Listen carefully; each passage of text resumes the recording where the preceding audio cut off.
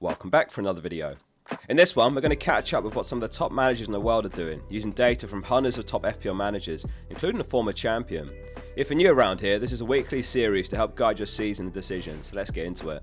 Starting off with the manager highlight, and Asghar sits top of the Experts League after a very respectable score of 68, which moves him into the top 10k. Insane rank to have this early in the season, and he's managed to fit in Palmer, Salah and Haaland into his team. It's an interesting setup in his team. You rarely see it, but he has made it work so far. He's got 3 4-mil defenders in Bednarek, Keane and Bogard, though obviously 2 of those didn't play last game week, so I expect he's going to look to swap those around, given his wildcard's already been used as well. Bold got the biggest score in the league with 83 points. This week, 73% are looking to roll the transfer. We saw a huge amount of wildcards last game week, and the majority are aiming to stick with their setup another week anyway, and take an extra free transfer into the international break after game week 7. 18% are making 1 transfer, 7% are making 2, and a few managers have activated their wildcard. We've got a game week 7 wildcard from one of the experts to look at later. He's finished top 100 in the world before as well. So which players are they buying and selling this week? The most bought player, unsurprisingly, is Palmer, off the back of his 25-point haul.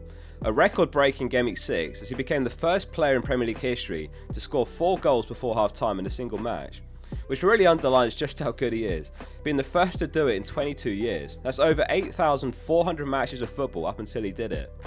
The fixtures have become a bit of a point of contention. It's Forest, Liverpool, Newcastle, Man United and Arsenal, though he's undeniably fixture-proof. For example, last season he scored against Arsenal, Spurs, Man City, a hat-trick against Man United. He got an assist against Nuno's Forest at the end of the season as well. However, another point of contention is whether it's worth ripping your team up for him. For some of you it's pretty easy if you've got Salah, for others it's Trent down to a 4.5 mil defender, and then someone like Luis Diaz or Bruno up to Palmer. If you're buying him this week, let us know how you're going to go about it. You can't have them all, especially with how well they've priced the players this season. Last season it was too easy to have Saka, Haaland, Foden, Palmer, Salah, as they're all cheaper. So most of them have said, look, I can't get to him now without major sacrifices, so he's a penciled in transfer for game week 12 potentially. In game week 12, the fixture run for Chelsea is Leicester, Villa, Southampton, Spurs, Brentford, Everton, Fulham. 6% are buying Lewis. No doubt that's going to be dependent on early team news come Saturday. Now, he was brilliant in the Champions League. He got an assist, he created 3 big chances and he kept a clean sheet. And Walker hasn't exactly impressed in his game time so far, while Lewis certainly has, but no one's immune from Pep Roulette. And Lewis did play the full 90 while Walker came off the bench with Vardiol. The other one that may be in consideration if there's some news of a start is Foden, who got his first start midweek and he put in a man of the match performance and he did score. So João Pedro is the most sold this week, just 5% getting rid though, and Solanke is the most bought forward, 4% have bought him. 4% have opted for the cheaper Delap, who earned a point for Ipswich last weekend with a brace against Villa, and they've got a solid block of fixtures ahead. McNeil's the other one for around the same price, but midfielder in his case, with a lovely run of fixtures ahead, 4% are buying him. So we talked about the Trent to a 4.5 mil defender, and then a midfield up to Palmer combination. I had a look at those Palmer transfers, and a few of them are going Luis Diaz, Jota or Bruno up to Palmer, and then Trent to a 4.5 mil defender. Now the difficulty is the lack of good 4.5 mil defenders this week that you'd want to start. 2% have gone with Collins, who is home to Wolves, and you'd be comfortable enough starting him in game week 9 home to Ipswich and game week 11 home to Bournemouth. Some have gone all the way down to a 4 mil defender like Fass and Greaves. 3% have bought Van der Berg this week, who's going to be the best of the 4 mil defenders if he keeps getting the game time. A quick look at the chip landscape then. No free hits, bench boosts or triple captains active this week, unsurprisingly. I suppose you could make the case for a Haaland triple captain if you saw that Ipswich game as valid. He got a hat-trick and an assist against Fulham last season for a 20-pointer anyway, but most are saving it for later in the season around the double game week period. So 2% have got their wildcard active. Aslak is one of those, and he's finished top 100 in the world before. To get such an incredible rank finish, you have to go against the grain, and he's certainly done that on his wildcard. Here's his team. He's got Raya and Valdemarson as his keepers. His defence is Gabriel, Greaves, Van der Berg, Timber and Lewis. His midfield is Kulusevski, Rogers, Bumo, Palmer and Foden.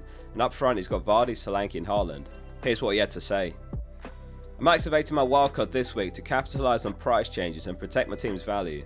The key reason is to stay ahead of the changes in player prices, bringing in assets who are on the rise and offloading those who might lose value due to reduced playing time or poor form. In fact, I'd love to swap around half my players right now, and since there's no specific gaming I'm saving my wildcard for, it feels like the right time to make these changes. A major part of my strategy is targeting teams with great upcoming fixtures. I'm specifically invested in 3 Arsenal and 3 Manchester City players. Both teams have got promising runs ahead, offering strong potential for clean sheet, goals and assists.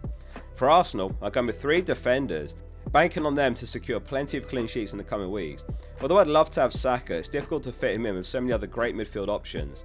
Raya will probably be my keeper for the foreseeable future. I'm partnering him up with the goal threat of Gabriel, and Timber, who has passed the eye test and he can get the odd assist. I'm also hoping that Rico Lewis can continue his great form for Man City and keep his place in the lineup. With October here, it's officially time to play the Pep Roulette. I'm also taking a punt on Foden as my 3rd City player. Although I'm torn between him, who has excellent fixtures and high potential to perform, and Watkins, who's in great form but he faces a congested fixture schedule and competition from Duran. Additionally, I'm including a couple of Spurs attackers, as they seem lively and they've got a great run of fixtures ahead. To add more stability, Solanke will partner Haaland up top, hopefully providing consistent returns alongside my premium striker. Erling's going to be my go-to captain in the future game weeks, as the fixtures are too good to pass up on. I wish I could include Salah or other Liverpool assets in my team, but budget constraints have made it difficult. With limited funds, I had to prioritise other options. I've also structured my team to have 8 attackers, giving me flexibility to rotate a couple of them based on form and fixtures. However, this means I have to compromise in defence, leaving my bench a lot weaker on that front. The back line of Gabriel, Timber and Lewis will play all games barring any injuries. Van der Berg or Greaves will hopefully sit on the bench all games, but they are in the squad to enable the rest of the team. I'm bringing in Palmer as one of my main priorities. While it might seem like a knee-jerk move, I feel he can perform well against most teams. For cheaper attacking options, I'm going with Kulusevski, Rodgers and Jamie Vardy, who'll probably be rotated based on matchups. I considered other options like McNeil, Johnson, Delap and João Pedro, but ultimately I'm hoping this combination gives me more balance and flexibility. Bumo's the last player in my team who looks great and he's on penalties. Balancing these decisions has been tough. There could be some changes ahead of the deadline, but I'm hoping this wildcard sets me up for a strong foundation in the coming weeks. Thanks very much for the write-up, Aslak. Best of luck on the wildcard. It's great to get insight from someone who's finished top 100 before. Moving on to GW7 Captaincy, and there's 3 names in the mix this week: Haaland, Saka and Havertz. No one's going for Palmer despite him bagging the biggest score of the season so far last game week. No one's going for Salah either. Haaland is being captained by 88%, Saka 11% and Havertz by 1 manager. All 3 on the score sheet midweek in the Champions League and they're all playing home. So how do FPL Review's projections look this week? It's pretty close, but Haaland leads on 7.9 points, Saka's on 7.5 and Palmer 7.1. So who's got the best underlying numbers after 6 game weeks? So Haaland's top, he's on 6.54 XGI, Salah's second on 5.32, and then it's Palmer on 5.24 XGI. Saka's on 3.96. A couple of budget picks leap out here as well, McNeil and Semenyo. We discussed McNeil earlier, but as far as Semenyo, he's got a great fixture this week against Leicester, but it's not the ideal entry point, unless you're able to bench him in game week 8 and 10 in particular, when they've got Arsenal Man City. He's got Villa between that, which is a bit better on paper. Failing that, he's one to keep on your radar for game week 11 onwards, when Bournemouth have got 7 green fixtures and 3 grey fixtures in a 10-week run. He could be the absolute perfect enabler if your plan is to buy Palmer later as well. Anyway, gone on a bit of a tangent there. Let us know who your captain is this week. I'm on Haaland captain, Saka vice this week. Onto the experts team for game week 7, and this week it's Flecken in goal, it's Trent, Gabriel and Lewis in defence, Bumo, Saka, Semenyo and Luis Diaz in midfield, Haaland, Calvert-Lewin and Solanke up top, Fabianski, Rodgers, Mykolenko and Greaves on the bench. The question is, do you start Rodgers home to Man United over Calvert-Lewin home to Newcastle? If you've got Wood, it's a bit of an easy decision as he has got Chelsea away. A truly unbelievable result for Villa midweek, beating Bayern Munich. They didn't come through unscathed though. Ramsey came off injured, Bailey came on and then straight back off. Now Raya wasn't the template team last week, but a few pivoted to Flecken last minute after that uncertainty over Raya and whether he'd actually make the game. So Bumo's the second most owned player, he's in 88% of their teams. That's a 65% difference to the overall player base. Rodgers has got the biggest gap, with 87% in the experts, which is 67% higher than the overall player base. Those players that have got that huge discrepancy are the ones to pay close attention to. When the top managers have got a large consensus on players that the majority overlook him.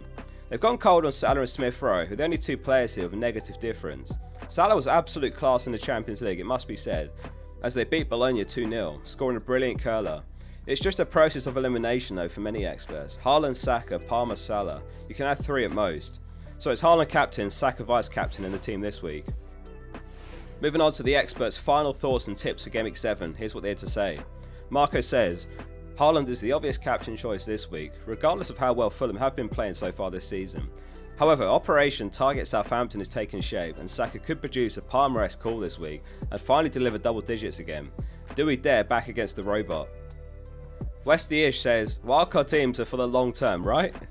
Ben Comer's got us covered with some reassurance. He says, don't worry if you wildcarded last week but didn't get a good score. It's not the free hit chip. The wildcard is for the long term, and if you planned it well, looking at the fixtures, then the points will come without you having to take hits and rip the team up. Andrew Neve says, I'm considering Johnson in for Eze. I've gone with Havertz up front, as opposed to Solanke, so I may need that Spurs cover for their decent run of fixtures. Cooley's also in my thoughts. Jason Fleming says, as devastating and brutal as Palmer's 25-pointer was to many of our ranks, it does seem like Hall chasing overreaction to sell Saka to him this week, particularly with the Arsenal man up against a leaky Southampton side at home this game week.